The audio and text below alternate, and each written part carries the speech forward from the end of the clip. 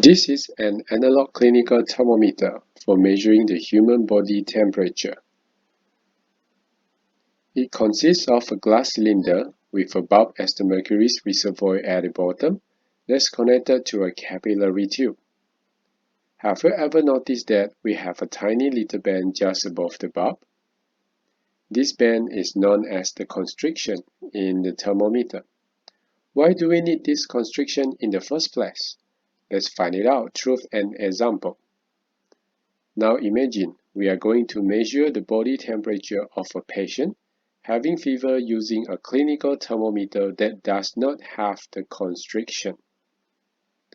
After inserting the thermometer under the tongue of the patient, the bulb is heated up and thus the mercury column is expanding. When the thermometer is taken out for temperature reading, the bulb is now being cooled by the surrounding air that is at a lower temperature than the patient. As a result, the mercury column will contract.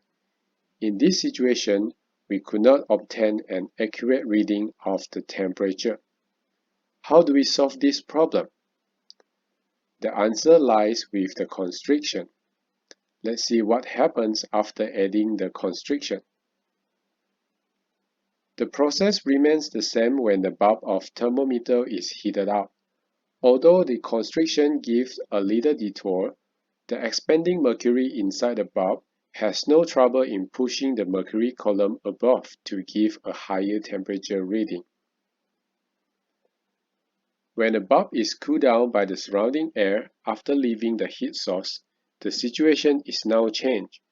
Due to the presence of the constriction, the mercury columns below and above the band will contract at different rates.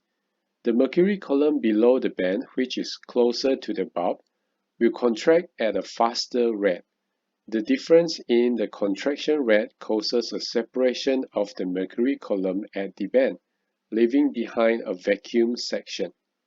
With this vacuum section, the mercury column above the band will not fall back to the bulb too fast, and thus buying us time to get an accurate reading of the patient's body temperature.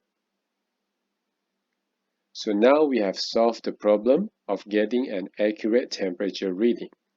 Finally, don't forget to give the thermometer a few shakes once you are done.